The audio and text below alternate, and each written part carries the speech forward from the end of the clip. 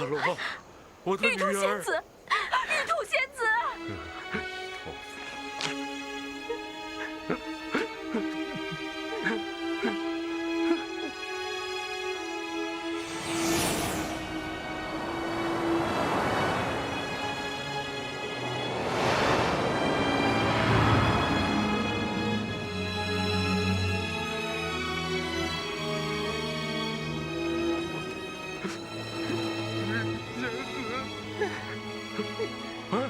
猴哥，你看，嫦娥仙子来了。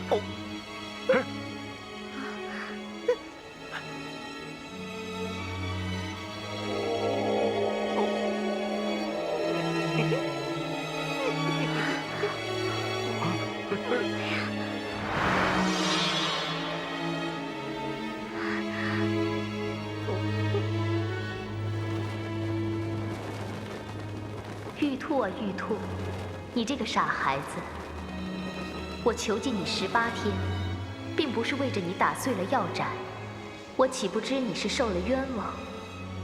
是我算知你有意死劫，想借故助你逃过一难，想不到还是在劫难逃。幸亏你最后关头愿意放下仇恨，这个心结能解，死劫才得逃脱啊！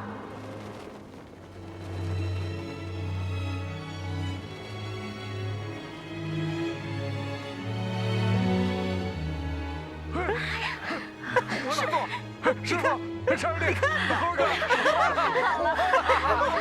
黑头佛，幸亏活了，不然我还得陪葬呢。难得听大师兄念阿弥陀佛呀！是啊。这事不怪大圣，这是玉兔跟素娥的嫌隙所致。可不是因果不虚，转了圈的报应罢了。哼，善哉，真是冤家宜解不宜结呀！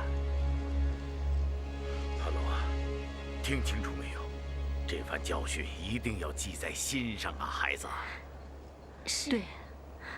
父王、母后，过去都怪女儿不孝，女儿给你们下跪。女儿，快起来！知错能改就是好孩子，快起来！起来吧。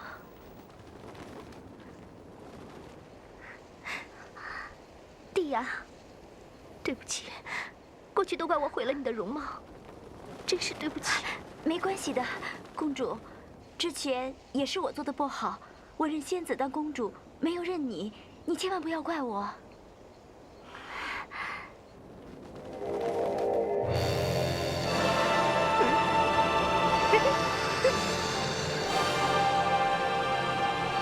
哈罗，你看，蒂雅并未毁容啊。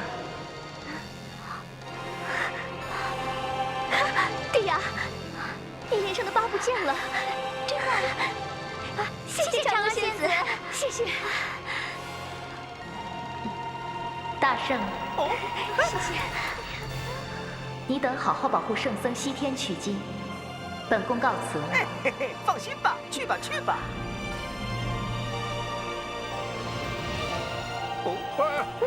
仙子，你不认识我老猪了？如何不认得？认得就好。仙子，那你，那你不想跟我说点什么吗？对，呆子又犯淫心是吧？不，猴哥，我只是想跟仙子，说句话。好，去吧。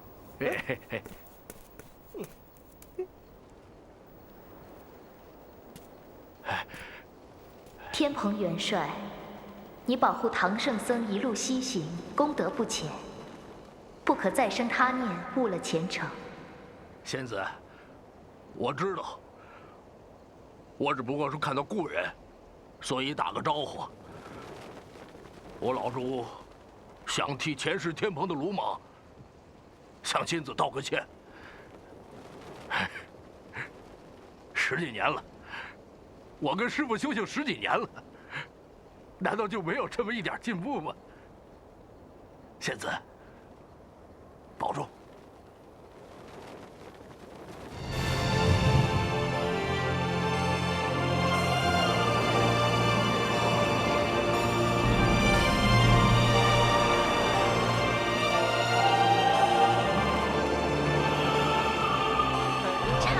谢谢老人保重。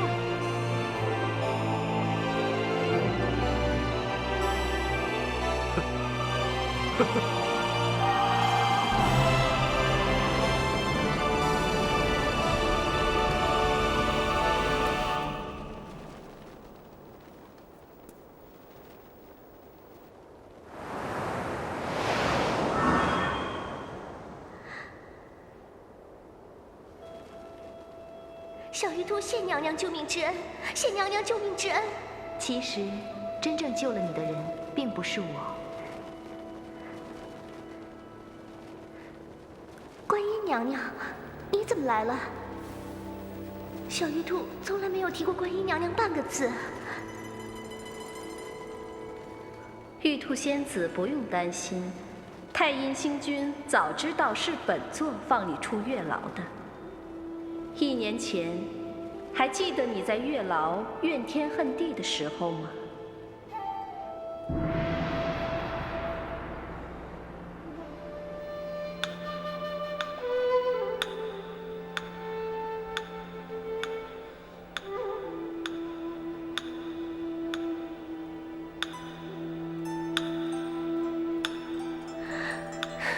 都说人间处处有不平，可世人还有官府王法可以伸冤。我在天上，有谁来替我做主啊？明明是素娥动了凡心，为什么要我替她背黑锅，还要我挨她的打？公道何在？如果不要屈于人下，如果能早日修成正果，这样就不必为娘娘冤枉了。但是，怎么做才能早成正果呢？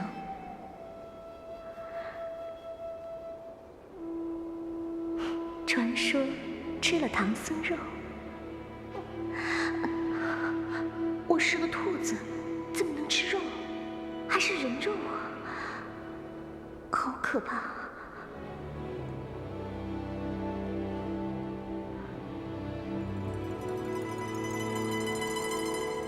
可我要不靠自己，我只有永远被冤枉，永远被欺负了。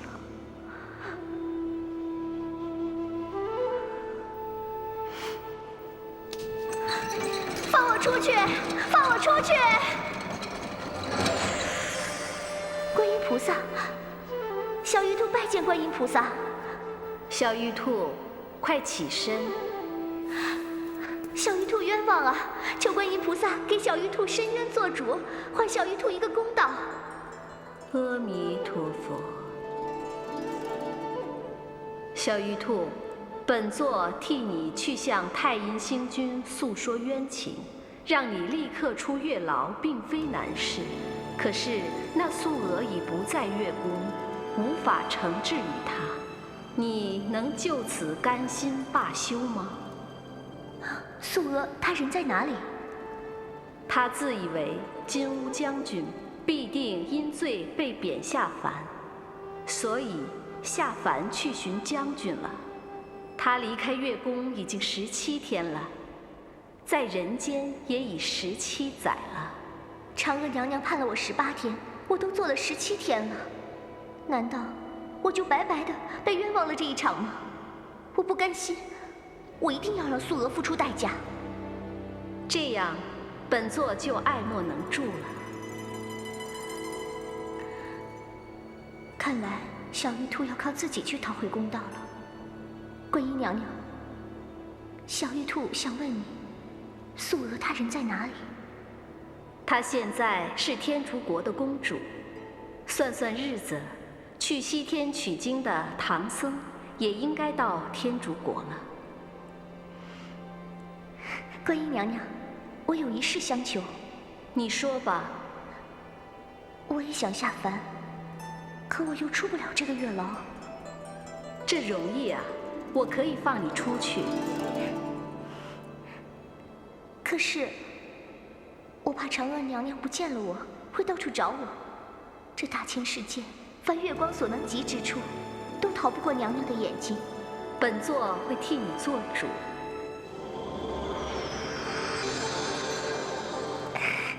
谢谢观音娘娘。趁此时乌云遮月，你快下去吧。多谢观音娘娘，多谢观音娘娘。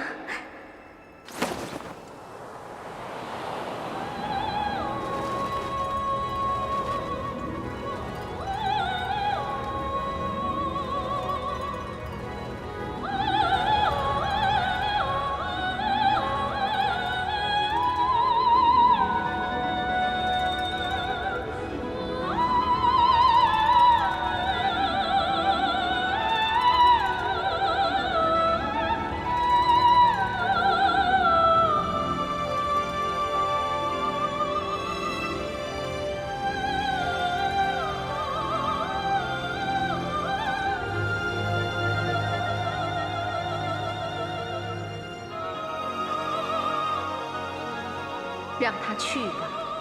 观音大士，玉兔痴傻，不知我是在替他挡劫避难。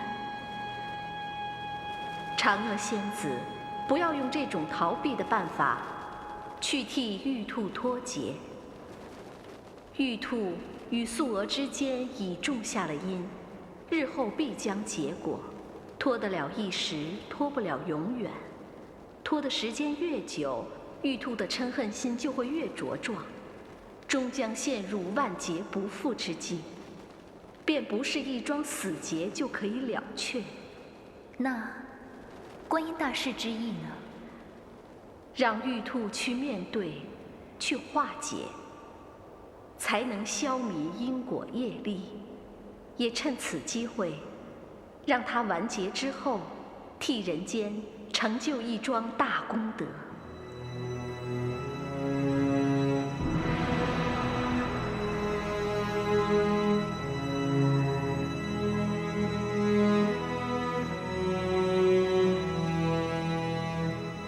幸亏有你这一闹，不然那本性泼悍又家产不清的公主选了唐僧为婿，只怕唐僧要脱身也难啊。玉兔，你明白了吗？其实真正救你的人是观音大士。明白，原来这一切都是观音娘娘大慈大悲帮助我，否则我那样怨恨下去，别说是修成正果，只怕要入魔道了。不错，玉兔，你之所以有此一死结，非起因于你对素娥的恨意，而是起于对吃唐僧肉能修正果的贪心。你早在与素娥发生冲突之前，就听到了这个传闻，就必定起过心念。大师说的对，我是有过一念之想，在后面的月老里，却认真的想过，下凡后还计划着这样去做。是否因为玉兔懂得放下仇恨，所以才能逃过此难？此是其一，也因为他本性当中的仁善、孝心，不但感动了国王跟皇后，更能使顽石点头，感化了公主痛恶前非，化恶业为善缘。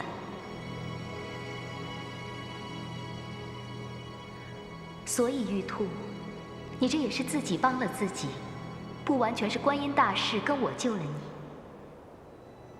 因此，你不可以再妄自菲薄，要每天更精进不懈，终能成正果。我知道了，小玉兔以后再也不敢胡思乱想了。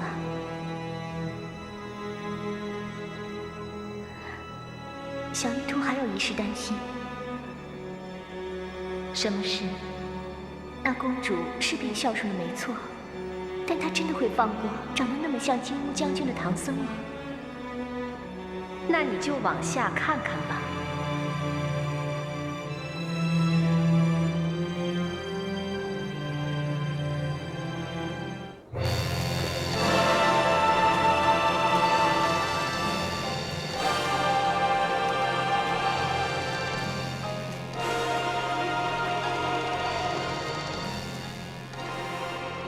你们是朕一家的恩公，朕要再次感谢你们大家。不敢不敢，老僧冒犯公主，还请陛下恕罪呀。言重了，住持长老一番苦心救了公主的性命，何罪之有啊？朕打算将此山改名为宝华山，意下如何？多谢陛下赐名。着工部办料重修，并赐封号。朕赐予敕建宝华山给乌布金寺。长老，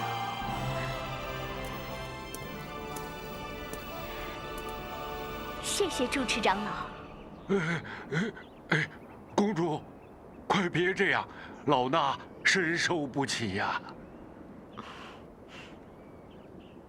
请国王和王后去庙里参观，请。嘿，呆子，还不赶紧走！一脸淫笑。谁淫笑了？我就是看看，看也不许看。八戒，子欣也算是功德圆满，你就安心吧。是啊，那我们就别多说什么了，赶路要紧啊！走吧，师傅。走。还看？快走啊！你干什么呀？你臭猴子！你师傅，你看着这。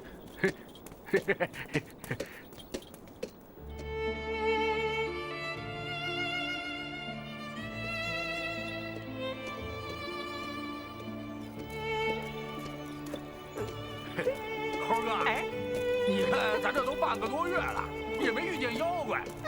我看咱们是不是离灵山不远了？呆子，你往天上看啊！哎呀，好晴朗的天呀！这天是挺晴朗的，不过猴哥，你让我看天干什么呀？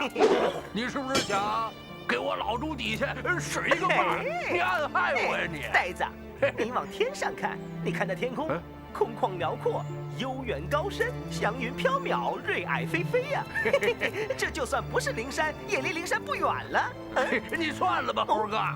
想当初，师傅他老人家在小雷音寺的时候，指着小雷音寺曾经说过：“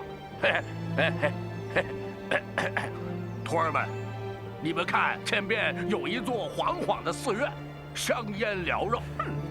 想必是咱们离灵山不远了。结果怎么样啊？结果怎么样，少师弟？咱们碰上一个假佛爷爷。猴哥，你现在这套词儿啊，我都不相信了。师傅，您老人家信吗？我信。师傅信。少师弟，你呢？那我也信。啊？好，那既然大家都信，那我也信，我也信。猴哥，那既然这前面已经没什么妖怪了，我看你也没必要在前面探路了。要不猴哥，你看能不能把这威风的事儿交给我老猪，我也威风威风。好，你想威风？威风，威风威风，威风威风。四方的妖怪都给我听着！有不服的，给我出来2、3个！老猪我跟你大战300回合！老猪威风吧？威风，威风，威风！好一处高阁啊！悟空，不会是到灵山了吧？师傅，我怎么知道是哪儿啊？咱们快走吧！走吧。走吧，师傅。走。都闪开了！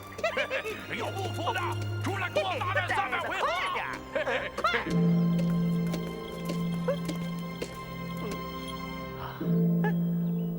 你看这高阁，祥云袅袅，却是一个好去处啊！师傅，你看。师傅，你在小灵寺时对着假境界、假佛像拜个不停，如今见了真佛像，怎么不下拜了？凡肉眼所见，皆无实相，为师已有觉悟，但此处却是宁静祥和，宝相庄严呐。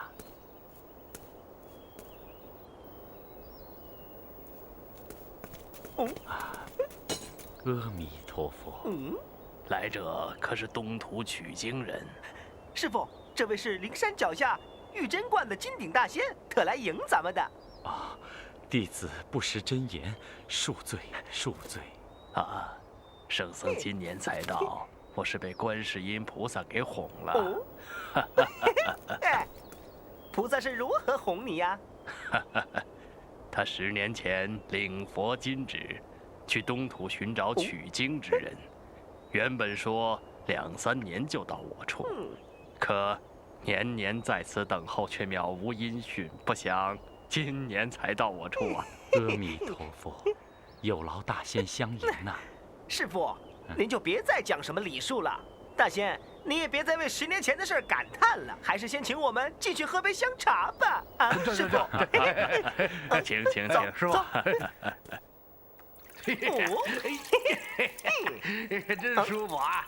沙师弟，你还记得咱们上回是什么时候洗的澡啊？哎，谁去记那个呀？不过二师兄，我记得比较特别的是在盘丝洞里，你在山泉里跟7个女妖怪洗过澡啊？啊，师傅，您看看他，还老提这事儿啊你。武静，你就别再揭师兄疮疤了。嘿，这世道啊，看来是变了，连这老实人都变坏了。现在骂人啊，他都不带拐弯的了，他。嘿，呆子，我说你呀，还是把自己好好洗洗干净，再把你的嘴漱上几10遍。一张嘴就是骂人、损人，一股酸臭味儿。哼，小心啊，别再呛着佛祖。师傅，您说这世道他不该骂吗？啊，他要不该骂，那又何必让咱们几个人来西天取什么经啊？戏谑、嘲弄、谩骂，逞一时口快，徒造口业罢了，又能改变什么呢？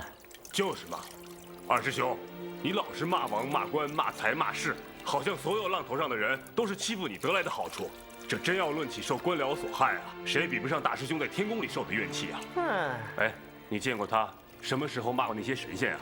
啊，他呀，他当然不骂了，哼，他直接就打过去了。我老朱还好，我是坐而言，他呢，他是起而行了都。可打杀的结果又如何？别说镇在五行山下500年，就算真让他掀翻了天，换他当上玉皇大帝又如何呢？哼，哎，老猴哥，说到你倒说话呀！哎，还真是，你说当着玉皇大帝有什么意思啊？哎，还真不如咱们取经有趣儿呢。哎，此话怎讲啊？哎，你们想想啊，咱们这一路之上遇到了多少妖怪，遇到了多少磨难啊！这才真叫见到了人生百态。哎，长了多少见识啊，还长了不少智慧。嘿，我现在想想，当年虽然我把天宫闹了个遍，可不就还是个井底之蛙吗？好悟空，其实这些妖怪跟人是一样的，都有善恶，有7情6欲，甚至走火入魔，陷入万劫不复之境。他们就好像一面镜子，照着我们，让我们自觉自省。哎，你们说说看，那些妖精让你学到了什么，又想到了什么？哼，我先说那《玉兔经》吧，本来是世界上最温顺、最善良的，可是受不了冤枉气，一心想要报复，最后差点把命搭上。幸好啊，最后他想通了，这就叫冤家宜解不宜结。如果大家都能退一步，岂不是海阔天空啊？哼，那我老朱，我也说说这狮驼城的教训。那次简直是太可怕了，当真是上了蒸笼了。哼，猴哥也被那谣言所骗，可我老朱呢？我老朱当时还没有死心绝望，这才叫患难见真情。哼，俺老朱可不是外表看着又贪吃又贪睡又不讲义气那种人吧？好了好了，难怪你这呆子学会了自己夸自己，也算不错，这就叫有了自信。唉，往往是那些没有自信的人才会怨天尤人，天天说这个不好那个不好，就顾着说别人。我现在想想啊，我那个牛魔王大哥或许就是骨子里没自信，所以他才结交那些有财有势的朋友，又娶妻又纳妾。哼，这叫自己给自己撑面子。说到这娶妻的事儿啊，师傅他老人家好几次差点就做了妖精的丈夫了。哎，说真格的，你说这女儿国的国王，师傅，这您说句实话，您当时真的就没动心？为师还称不上佛菩萨的境界，你说呢？你们看看师傅，师傅太厉害了，他这叫倒问法。还是我替师傅说吧，动情动心，都动摇不了师傅那颗向佛之愿呢。对啊，连菩萨都是有情的，何况师傅呢？师傅他老人家又不是铁石打造的，怎么会无情呢？只是啊，人别动了欲念就好。想起这欲念受的苦啊，我现在想起来还心有余悸呢。悟净是想起蜘蛛精来了，那的确是为师见过的最可悲的众生情状。那蜘蛛精以欲望之网困住自己，也困住了别人。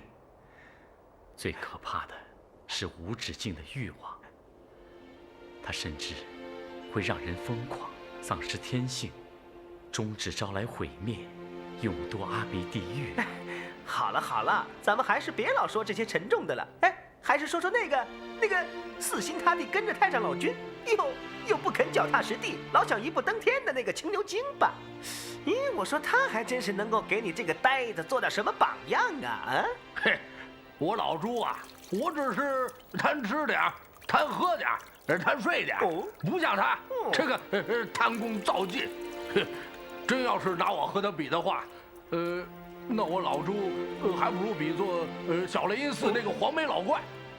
其实那黄眉老怪不坏，也没什么私心。哈，师傅，他只是嫌您老人家脚下慢腾腾的，想替您取经。您说这经早取喽，不是利益众生，早点得大利乐吗？对，只是好心做了坏事，他自己都不知道呢。哎，这不跟你一样，就是个呆子啊！这世上不也多的是像他们这样的人，或是好，或是坏，就是想不通透。好了，咱们还是换几个好样的来讲讲吧。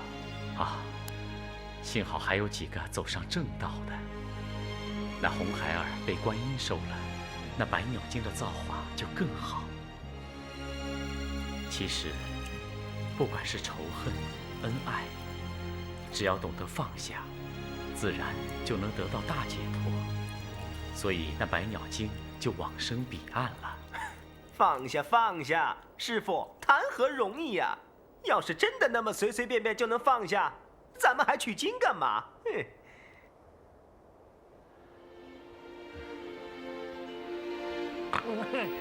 师傅，咱们终于到了，师傅，您还没睡啊？好像做了一场大梦，睡不着啊。是啊，忽然觉得心里空荡荡的。这才叫天下无不散的宴席啊！师傅，你觉得我们取经之路就会这么顺利吗？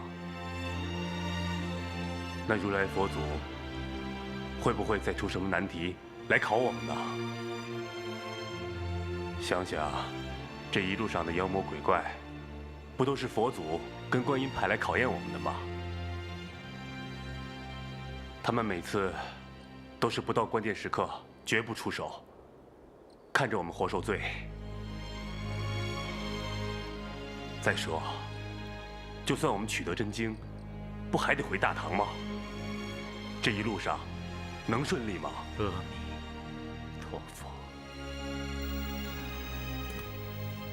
为师一路一直在说阿弥陀佛这4个字，你可知道当中含义？